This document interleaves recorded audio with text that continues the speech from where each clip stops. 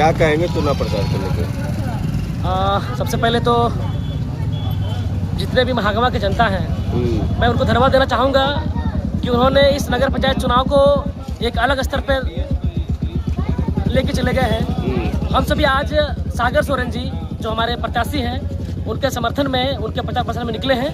मुझे लगता है कि जिस तरह से जनता का सहयोग और समर्थन मिल रहा है, हम सभी 23 तारीख को जो वोटिंग होगा उसमें जनता बदलाव चाहती है और 27 को जो रिजल्ट आने वाला है उसमें जनता सागर सोरेन जी को विजय बनाकर उनको नगर अध्यक्ष बनाने वाली है। जन समर्थन कैसा मिल रहा है? अभी हम लोग जैसे कि आप सभी देख रहे हैं कि अभी हम लोग बस्ता चौक के आसपास खड़े हैं, तो जन समर्थन हमारे सभी युवा शक्ति अपने साथ में है और डोर टू डोर कैंपेनिंग हमारा जब से सागर सोरेन जी ने पर्चा भरा है उस दिन से लेकर के अभी तक में हमने घर घर जाकर सागर सोरेन जी के विजन को बताया है और जनता से अपील की है कि उनको अगर आप जिताते हैं तो महागमा का डबल इंजन का विकास होगा। क्या सागर सोरेन जी अगर नगर पंचायत पद को अगर जीत जाएंगे तो नगर पंचायत में क्या बदलाव कर पाएंगे? क्या है सबसे पहले अभी आप देखते होंगे, उनका संकल्प क्या है? सबसे पहले आप देखते हो कि अभी महागामा में सबसे प्रमुख समस्या जो है वो कचरे की समस्या है। आप किसी भी वार्ड में जाएंगे तो नगर पंचायत की स्थिति ये है, तो हम प्रयास करेंगे कि जितने भी नाले हैं उनकी साफ सफाई नियमित तौर पे हो और जितने भी जगह पे पुल पुलिया का निर्माण नहीं हो पाया है उनका निर्माण हो। स्ट्रीट लाइट की कमी हम सभी ने देखा है, तो मुझे लगता है कि 3-4 विषयों पर अगर हम काम करते हैं तो हमारा महागमा सुंदर और सुरक्षित होगा। महागमा नगर क्षेत्र में शहरी जलापूर्ति योजना को लेकर काम चल रहा है। ये लग रहा है कि करीब करीब 1 साल के बाद ये सारी जलापूर्ति महागामा नगर क्षेत्र में, नगर पंचायत क्षेत्र में गली गली ये पहुंचेगा।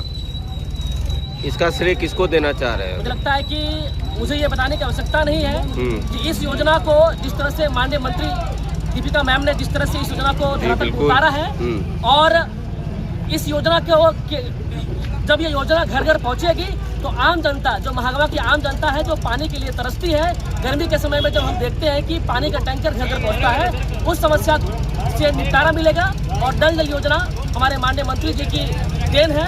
हम सभी उनको धन्यवाद देते हैं कि इस योजना को उन्होंने पर्सनली लेते हुए इस योजना को धरातल पर उतारा। महागमा नगर पंचायत क्षेत्र में 300 बेड का जो अस्पताल निर्माणाधीन है वो बन रहा है, क्या कहेंगे इसके बारे में? 300 बेड अस्पताल निर्माण होने के बाद और आपके सामने में जो 50 बेड अस्पताल बना हुआ है, अभी जो सुविधा चाहिए थी वो सुविधा भी नहीं मिल पाया। पहले बताइए 300 बेड को लेकर क्या कहेंगे?